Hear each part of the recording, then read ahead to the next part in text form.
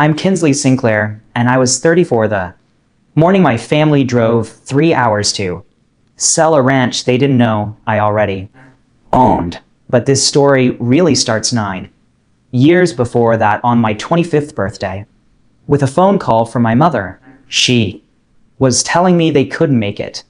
Again, my whole life I was the strong one. My sister Sloane was the one who needed them. That birthday, I finally believed it. So I packed a bag and I left for good. What I did the morning of that birthday and the 8 years I spent rebuilding a half-dead ranch 3 hours from anyone who shared my last name is the part none of them ever saw coming. Welcome back to Calm Drama, stories where ordinary people set hard boundaries and quietly come out ahead.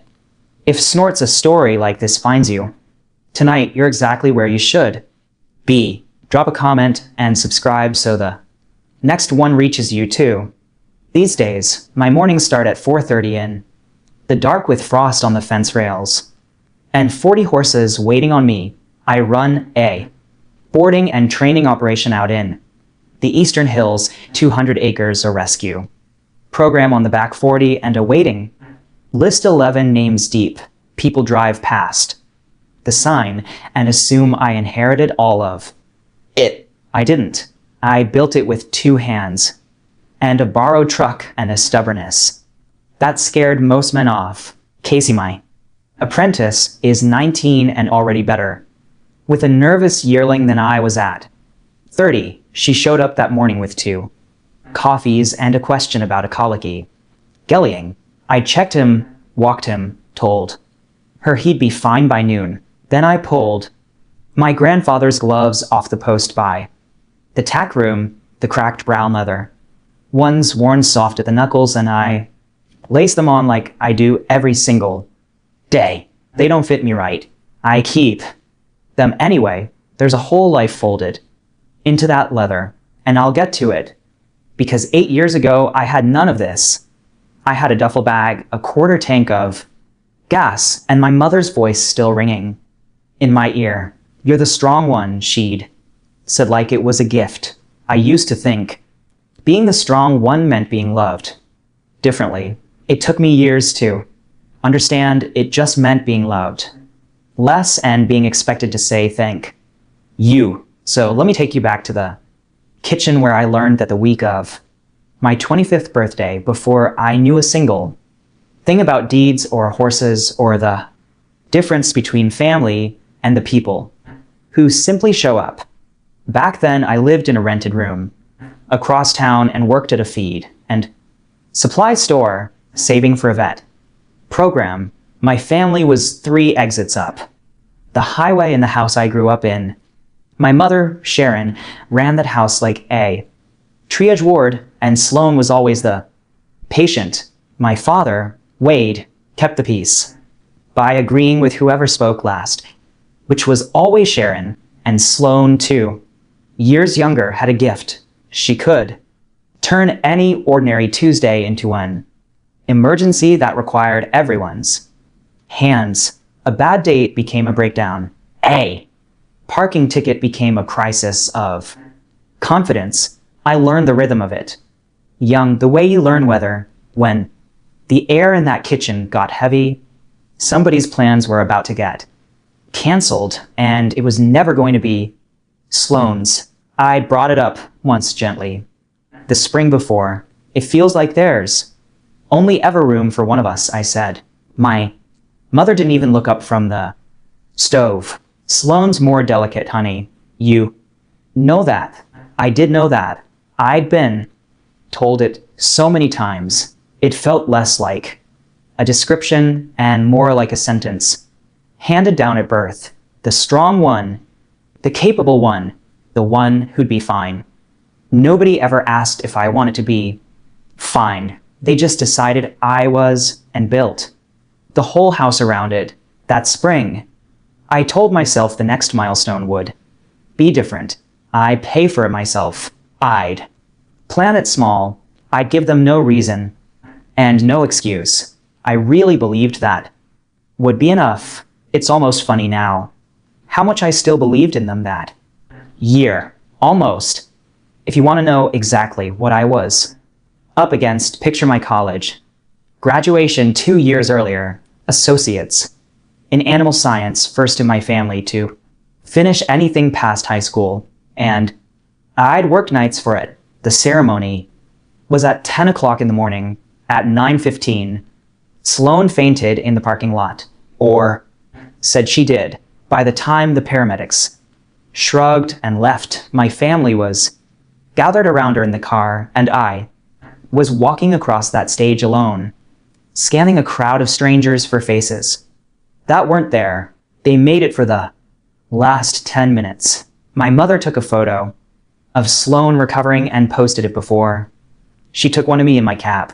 I know, because I saw it in the family group chat that night, the one labeled Sinclair fam, the one I was technically a member of and functionally invisible in 41 messages about Sloan's scare. 2 about my degree, both thumbs up emojis. I muted it after that. I didn't leave it. I want you to notice that because it matters later. I stayed in that chat, half listening, the way you keep a hand on a stove to remember it's hot. People always ask why scapegoats don't just walk away sooner. Here's the honest answer. You keep waiting for the one day they finally see you. You're sure it's coming. You've got proof saved up of all the times it almost did, and every almost is a hook in your mouth. By 25, I had a lot of almost. I had no idea I was 2 weeks from the one that would finally cut the line. So I planned my 25th carefully, like diffusing something. I booked a back room at a steakhouse in town, 8 seats, and I put down a $100 deposit out of my own savings. I didn't ask anyone to pay. I didn't ask anyone to plan. All I asked was that they show up on a Saturday at 7. I drove to the house on a Tuesday to tell them in person because texting felt too easy to ignore. My mother was at the table with her checkbook and a stack of Sloan's bills. It's my birthday Saturday, I said. Just dinner. I've got it handled. She nodded, the way you nodded at a coworker. My father said it sounded nice. And then, because I'd learned to read that kitchen, I asked the question straight out. Is anything going on Saturday I should know about? My mother capped her. Pen. We can only show up for one of you at a time, Kinsley. You understand? I didn't understand. I never had, but I said yes anyway because saying no had never once changed the outcome and had always cost me more. I drove back to my rented room and told myself the deposit guaranteed something, a reserved table, a confirmed plan, a reason for them to call me. I actually slept well that week. I let myself imagine 8 chairs full and a small cake, and my mother just once lifting a glass to me. That's the part I'm least proud of, not the hoping, the certainty. I was so sure the deposit had bought me a fair fight. I should have known by then that the house always changes the rules right before you win. The first text came Thursday. Sloan in the group chat, all lowercase. Feeling really off lately? Scared. My mother responded in 90 seconds. I'd never once gotten a 90-second response. By Friday afternoon, feeling off had become a full episode, and there was suddenly a new detail. Sloan's boyfriend had proposed, and they wanted to throw an engagement dinner Saturday at 7, the exact slot I'd reserved a month before. I want to be clear about what I did because I've replayed it 1,000 times. I didn't sulk. I called my sister directly. Sloan, I said, that's my birthday dinner time. You know that. There was a pause. And then the smallest, softest voice. I didn't realize. I'm just so anxious. Kins. Can't we combine them? Combine them? My 25th birthday folded into her engagement party like a napkin under a plate. I told her no calmly, and I called my mother next and laid it out. Plainly, same restaurant chains, different night, easy fix. My mother listened and then she said, the thing that told me Saturday was already lost. Sloane's in a fragile place right now. Can't you be flexible? You're so good at that. Flexible. The strong one's other name. I hung up and sat on the edge of my bed and did the math I'd refused to do for 25 years. I added up every canceled thing, almost every 90. Response that was never for me. Snorts. And for the first time, the total didn't make me sad. It made me very, very calm. Because Saturday wasn't a misunderstanding. It was a pattern with a date on it. And I finally understood that the only way to stop losing the game was to stop sitting at the table. The official call came Saturday at noon, 7 hours before my reservation. My mother's voice was warm and rehearsed. Honey, we're going to do Sloane's engagement thing tonight. We knew you'd be okay with it. We'll celebrate you. Another time, I promise. Another time, the promise that never has a date. I stood in my little kitchen with the phone against my ear and watched a square of afternoon light crawl across the floor, and I asked the only thing left to ask. Why is it always me, Mom?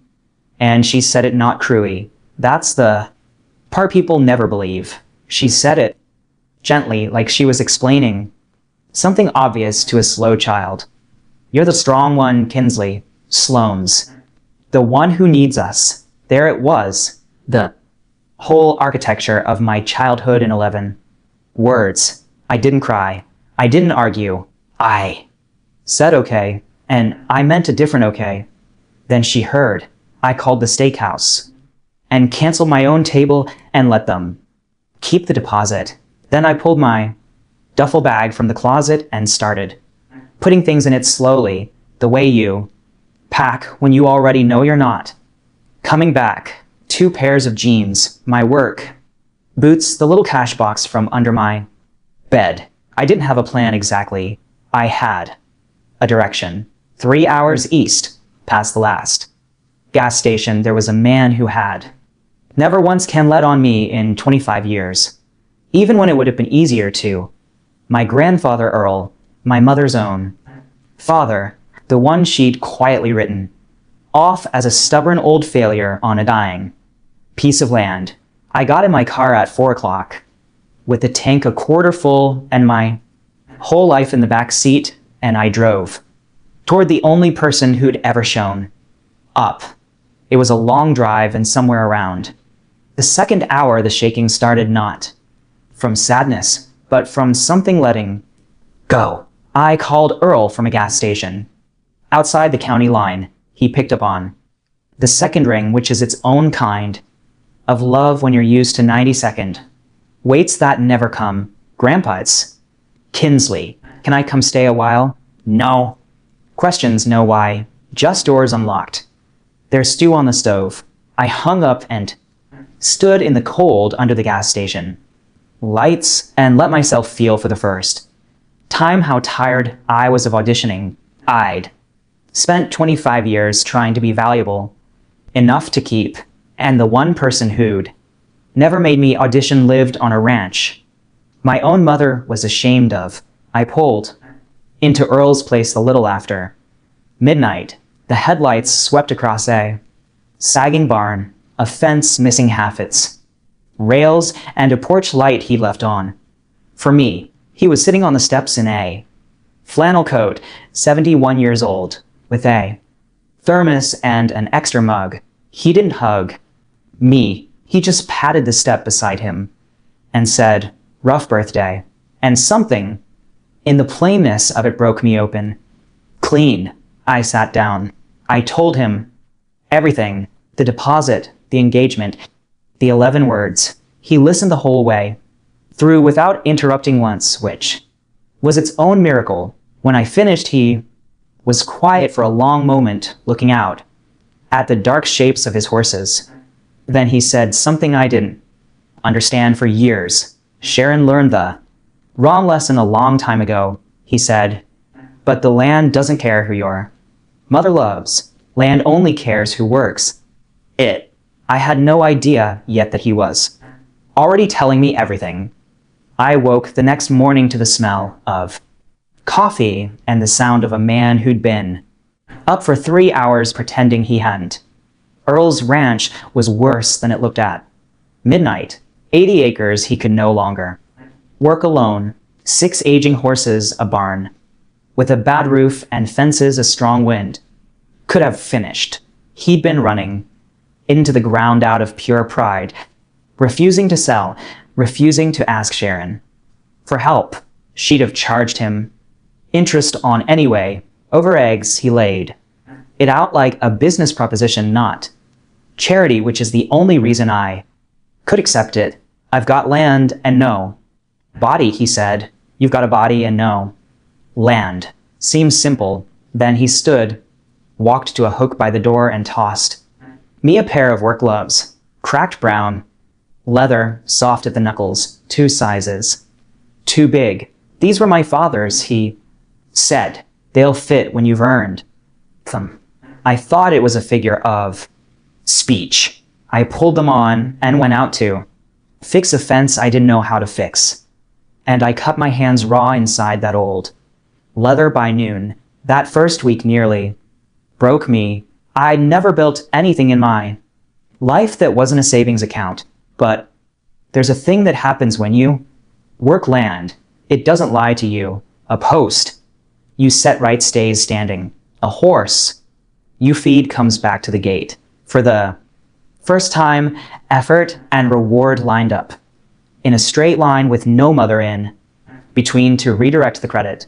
I called no one. I didn't tell my family where I'd gone. And in the silence of all those unsent texts, I started very slowly to hear my own thoughts for the first time. June showed up in March in a stock trailer that smelled like neglect. A neighbor had found her standing in a foreclosed lot, a bay mare so starved you could have hung a hat on her. Hip bones, ribs like a xylophone, eyes flat and gone. Nobody wanted her. The vet quoted a number to bring her back and said, honestly, it might not take. Earl looked at me. I looked at the mayor. We can't afford her, I said. We can't afford to leave her either. He answered and walked off to get the halter. I named her June because that's the month I figured she'd either turn the corner or she wouldn't.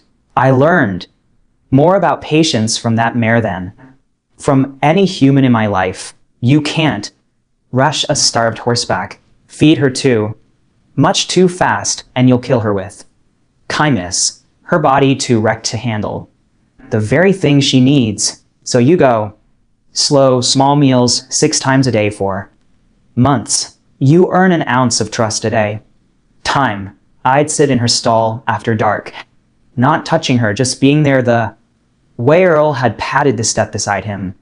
And somewhere in those nights, I understood that I'd been the mayor for 25 years, starved at a full table, told I wasn't hungry because I'd learned not to ask. June flinched every time I raised my hand, even to scratch her neck, and I knew that flinch from the inside. The first morning she walked to the gate to meet me instead of waiting in the corner. I sat down in the mud and cried like the day was ending. It wasn't. It was the first real morning of the rest of my life. I just didn't have the words for that yet. Here's the flaw I brought with me. The one no childhood beats out of you for free. I could not for the life of me accept help. I'd been the strong one so long that needing anything felt like handing someone a weapon. So I worked until my hands split and my back seized and I fell asleep in my boots. When a neighbor offered to bring his tractor for the south field, I told him I had it. I didn't have it. I had blisters and a shovel and a point to prove to people who weren't watching. Earl caught on fast. One evening he found me trying To write a fence post alone in the dark. Soaked through, shaking. He didn't help. Me. He just leaned on the rail and watched until I gave up. You think being strong means doing it alone, he said. That's not strength, Kinsley. That's just the same cage with nicer scenery. I told him I was fine. The strong one's two favorite words. He shook his head slow. Your mother told you that you don't need anybody, and now you're proving her right out of spite. Who's that for? I didn't have an answer. I went to bed angry, which is usually the sound of someone being right about you. The next morning I called the neighbor and asked about the tractor. It cost me something to dial, more than the work would have cost my body, but the field got done in a day and the man stayed for coffee, and I learned that letting someone in didn't drain the well. It filled it. Sharon had built me to run on empty and call it independence. Out here, slowly, I was learning the difference between standing on my own and standing entirely alone. They are not the same thing. Nobody ever told me that. If you've ever been called the strong one until it became an excuse to leave you out, you already know exactly how heavy that duffel bag felt going into my car. Stay with me, the part that changed. Everything is coming, and if this is hitting home, hit subscribe so the ending finds you too, because by the end of that first year, things started to turn.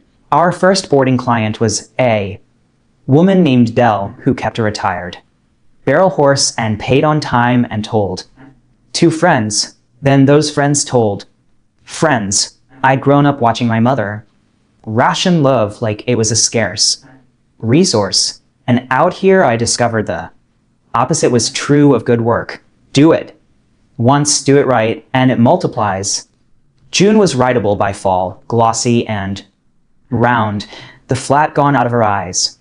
People who'd seen her come off that trailer started bringing me their hard cases, the biters and the bolters, and the ones the trainer down the road gave up on. I was good at them. Of course I was. I'd spent my whole life studying how a creature learns to expect the worst, and how sometimes with enough slow proof it learns to expect something better. Earl started introducing me around town as my granddaughter who runs the place, and the first time he said I had to turn and pretend to check a latch so he wouldn't see my face. Runs the place, not visits, not helps. Runs. I was 26. My hands were ruined. I was bone tired most nights, and I was happier than I'd ever been in my mother's house. The horses didn't care if I was delicate. The fence didn't care if I was the favorite. Out here, for the first time, I got exactly what I earned. No more and no less. And it turned out that was all I'd ever wanted. The first call from home came 18 months after I left. Not to find me, to use me. My mother's number lit up my phone one Sunday while I was worming yearlings, and I almost let it ring out. I answered, because 18 months is long enough for hope to grow back like a weed. Kinsley, she said, warm as a salesman. We've missed you. Then in the next breath, before I could even respond to that, the ask. Sloan was behind on a car payment. The wedding had fallen through, the fiancé gone, and she was struggling. And could I maybe send something to help my sister get back on her feet? I stood in the barn aisle holding a tube of dewormer, and I waited for the old pull, the one that used to make me empty my account for people who'd never empty a chair for me. Snorts, it didn't come. Something had healed over while I wasn't looking. How did you get my number? I asked because I changed it. A pause. Sloan found you online. The ranch has a website now. So that's what we were. Not a daughter they'd lost, a line item they'd located. I told my mother I wasn't able to help, which was a lie I felt no guilt about, and I asked her not to call again about money. She got sharp, then fast, the warmth gone. After everything this family did for you, she started, and I hung up before she could finish a sentence I'd heard 10,000 times. I went back to my yearlings, but I noticed something cold settle in. Afterward, a question I couldn't shake. They knew where I was now. They knew the ranch was real, and my mother had asked, very casually, right before the money, how Grandpa Earl was doing these days. The text from my cousin Maddie came on a Tuesday in early spring, 2 years and some months after I'd left. Maddie was the only one in the family who'd ever treated me like a person, and she sent 3 words first. You should see this. Then a screenshot. It was from the Sinclair fam group chat, the one I was still technically in, but had been quietly removed from a week before. Without a single goodbye, they'd made a second chat, one without me and Maddie, bless her, had been added to it by mistake. I sat down on a hay bale and read it twice to make sure I understood. My mother had written, when Dad passes, the land's worth real money now that someone fix it up. We split it 3 ways and sell. Kinsley can keep a horse, or 2 if she's reasonable about it. A horse or 2 if I'm reasonable. After 2 years of dawn to dark labor that had turned 80 dead acres into something worth selling, my own family had already divided the proceeds in a chat they'd built specifically to keep me out of. Sloan had replied with a heart emoji. My father had written, sounds fair. Sounds fair. I read those 2 words a dozen times. I want to tell you I raged. I didn't. I'd done my raging in installments over 27 years, and I was all out. What I felt instead was a strange, clarifying cold, the same calm that had settled in on my birthday. They weren't going to change. I'd known that. But now I knew something sharper. They were already counting money built on my back, and they were so sure of it. They'd written it down. I screenshot it. Maddie's screenshot, saved it, and went to find my grandfather. I found Earl in the TAC room oiling a bridle, and I showed him the screenshot because I'd stopped hiding things from him a long time ago. He read it slow. His jaw worked. Then he set the bridle down and looked at me with an expression I'd never seen on him, something between grief and grim humor. Well, he said, that's my daughter. All right. He didn't defend her. That's a thing I'll always be grateful for. He just took it in the full weight of it and let it be true. Then he said something that landed soft and didn't fully register. They're planning to sell what they think is Mine. He said, let him plan. I asked what he meant. He just patted my shoulder and said, one day this place should be yours, Kinsley. You're the only one who ever bled for it. I brushed it off. People say things like that, sentimental things by lamplight, that don't survive daybreak. I'd learned not to bank on words from anyone with the last name Sinclair, and Earl, for all his goodness, was still a Sinclair. So I filed it under kindness and went back to work. What I did do is decide something for myself. I was done waiting to be chosen, and I was done bracing to be discarded. If the land was going to come to me, fine. If it wasn't also, fine. Either way, I was going to build. It's so high and so good that no 3-way split could ever erase what I'd made. That night, I drew up a real business plan at the kitchen table, the first one of my life. Boarding, training, a rescue, arm lessons. I gave myself 5 years. I beat it in 3. The next 3 years are the part nobody posts about because hard work doesn't make good photos. I took out a small operating loan in my own name, terrifying and freeing in equal measure, and I poured it into a new barn roof and a covered arena. I got my certifications, 1 weekend course a day. Time until the wall by my desk had more letters after my name than my mother ever believed I'd earn. The boarding stalls filled, the waiting list started. I hired a part-time hand, then a full-time one, and June, my throwaway mare, the one nobody wanted off that trailer, turned out to carry bloodlines worth more than the truck I'd driven. Therein, her first FO sold for $11,000 to a show barn 2 states over. I kept the second. I framed the bill of sale and hung it next to my certifications, not for the money, but for the proof.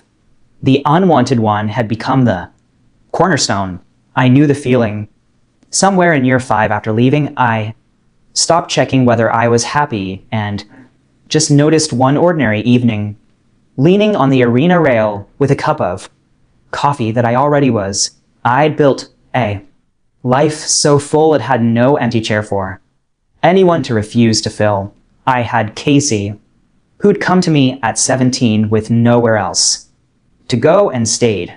I had Dell and the boarders who'd become friends. I had a vet named Tom Reyes who started finding reasons to stop by between calls and who looked at me like I was something rare instead of something durable.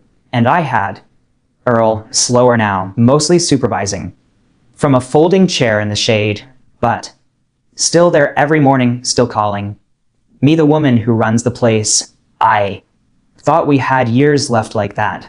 I was wrong about the timeline, the way you always are with the people you assume will outlast the work. The first sign came on a cold morning in the 7th year when Earl couldn't get up from his chair.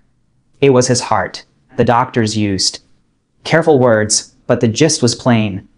He'd had a quiet event, the kind that's a warning the first time and a sentence the second. He came home from the hospital on a Thursday, smaller in the chair than he'd been on Monday, and I rearranged my whole operation to be close to the house. What I didn't expect was how fast the news traveled. 3 days after Earl came home, my mother called. Not me. At first, she called the hospital, then the neighbors, then finally me, fishing for details under a thin coat of concern. We just want to be there for Dad, she said. We, the same we that hadn't driven 3 hours in 7 years. Suddenly, the family that had written sounds fair about selling his land couldn't wait to visit his bedside. I'm not naive. I knew what the visit was about, and it wasn't about Earl's heart. It was about Earl's estate. A dying man on valuable land is a different proposition than a stubborn old failure. And my mother had always known the price of everything. I told her she could call me. I want you to understand why. It wasn't weakness. It was that Earl, propped up in his chair, had heard me on the phone, and he'd said one quiet thing. Let them come, Kinsley. Let them show their whole hand. It's easier to deal with people once you've seen all their cards. So I set a date. I made up the guest rooms, and I stood at the kitchen window the morning they were due, watching the long gravel drive, my grandfather's gloves on my hands, and I felt the old childhood bracing creep back into my shoulders. Then I made myself stop. This wasn't their house anymore. It was mine to host in, and I'd learned finally the difference. They drove up in my mother's spotless Sidham, the 3 of them, and the first thing Sharon did when she stepped out was look at the land instead of the house where her father lay sick. I watched her do the math. The new arena, the full barn, the trucks and trailers, with the ranch logo on the doors. I saw her eyes move across 200 acres of restored value, and I saw her recalculate the split in real time. Sloan got out next, 32 now, still moving, like the world owed her a soft landing, and she swept toward me with open arms. Kinsley, look at you all rugged. She hugged me. I let her. My father came Last hung back, gave me a nod that tried to be apology and didn't have the spine for it. They went in to see Earl, and they performed concern beautifully for about 20 minutes. Then the question started, gentle as picking a lock. How much land was it exactly? Was the business turning a profit? Had Dad updated any of his paperwork lately? What with his health? Sharon asked it, all in the voice you use for the dying. And Earl, propped on his pillows, answered every question with the same 2 words, ask Kinsley. It drove her quietly insane. She'd come to assess an inheritance and kept being redirected to the daughter she discarded. At dinner, she tried a new angle. We've all been so worried about you out here alone. Sweetheart, alone? As if I hadn't built a whole life she could see through the window. I just smiled and passed the potatoes and said, I never felt less alone. And under the table, my hands in my lap, I felt how steady they were. No shake, no brace. For the first time in my life, sitting at a table with my family, I wasn't waiting for the floor to drop. They left after 2 days, having learned nothing concrete and assuming everything. Here's what they assumed: that the land was Earl's, that when he died, it would pass through his will 3 ways. The way my mother had already divided it in a chat, that I was a tenant with Calluses, a caretaker, who'd done them all a favor by raising the property value before the sale. What? They didn't bother to learn because they never once thought I was worth learning, is what Earl told me the night after they pulled out of the drive. He had me sit at the kitchen table, and he slid a manila folder across the wood. Inside was a deed. The land, the buildings, the water rights, all of it, transferred into my name, recorded at the county courthouse, dated 3 years earlier. I did it the year after that. Screenshot, he said. Walked into the county office myself, signed it over, paid the fee. It's done. It's been done. You don't owe a sale to anybody.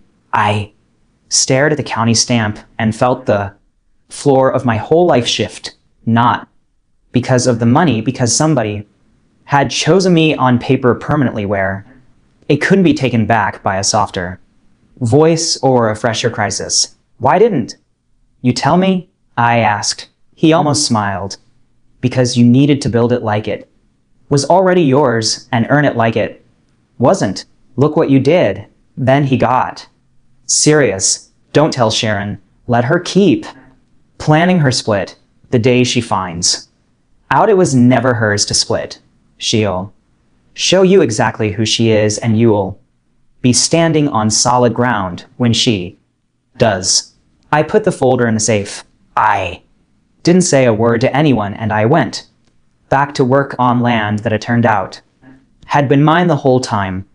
Quick thing before the hard part. Notice that I never raised my voice once through any of this. That's not weakness. That's a woman who finally stopped auditioning for love. If that idea means something to you, leave a comment with one boundary you wish you'd set sooner. I read every one of them. Now, the hard part, as Earl's health slipped that spring, Sloane made her move, and it was straight out of the old playbook. She started calling Earl directly, sweet and tearful, with a brand new crisis. She was being evicted. She said she had nowhere to go. Couldn't her dear grandfather help her?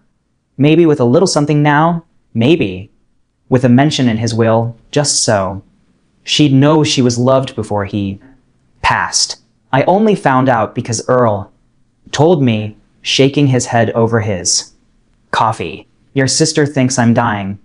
Stupid, he said. He told her no. Flat. The same word that had never been available to me as a child was it. Turned out perfectly available when an old man decided to use it. Sloane escalated. The calls came daily. Then Sharon joined in, framing it as family unity, suggesting Earl do right by all his grandchildren while he still could. They had no idea the deed was already recorded. They were lobbying for a vote.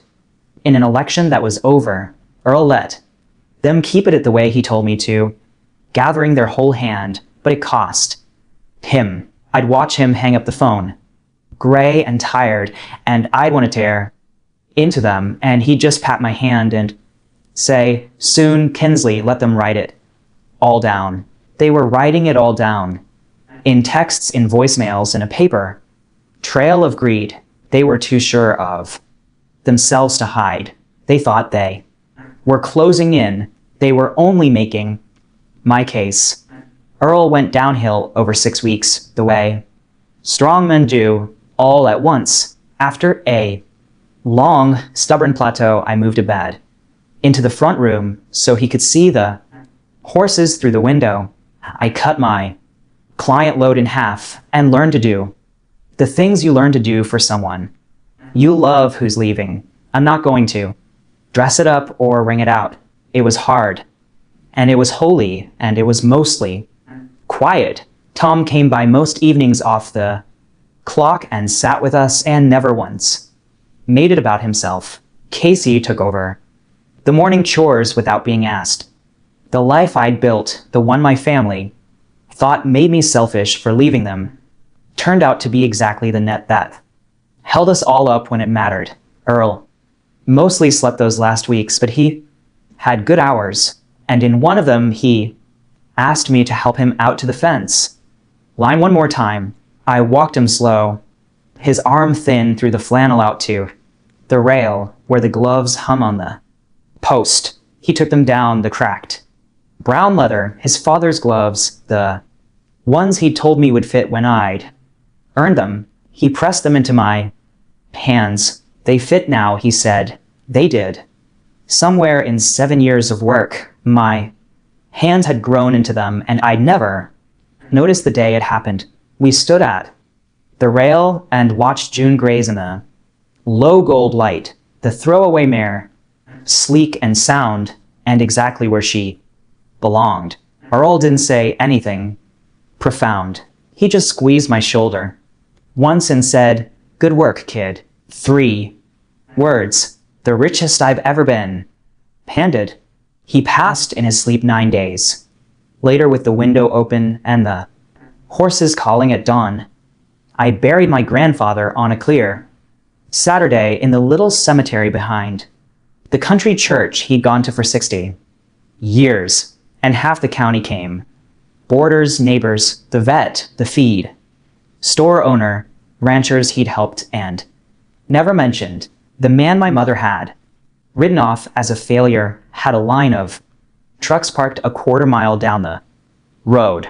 My family came to, of course.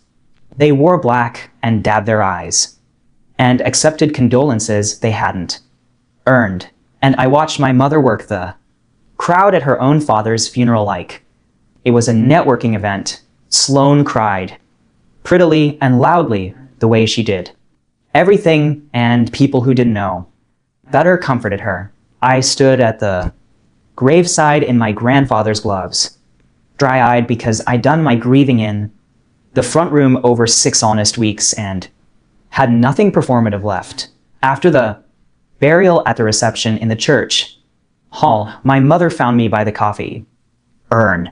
She squeezed my arm and lowered her voice into the register she used for business. "We should all sit down soon, honey, about Dad's affairs, the land, the house. We'll need to settle it fairly as a family." There it was, not even cold in the ground as a family, the phrase that had only ever meant her plan executed on schedule. I looked at her, this woman who had taught me I was strong so she'd never have to be soft with me, and I felt the last hook slip out of my mouth. "You're right," I said evenly. "Let's settle it. Come out to the ranch on Saturday. Bring whoever you need to." She smiled, mistaking my calm for compliance the way she always had. "Wonderful. I'll bring the realtor." Of course she would. I just nodded and refilled my coffee. Saturday it was. She called twice that week too. Coordinate, and each call told me more about the plan she thought was hers.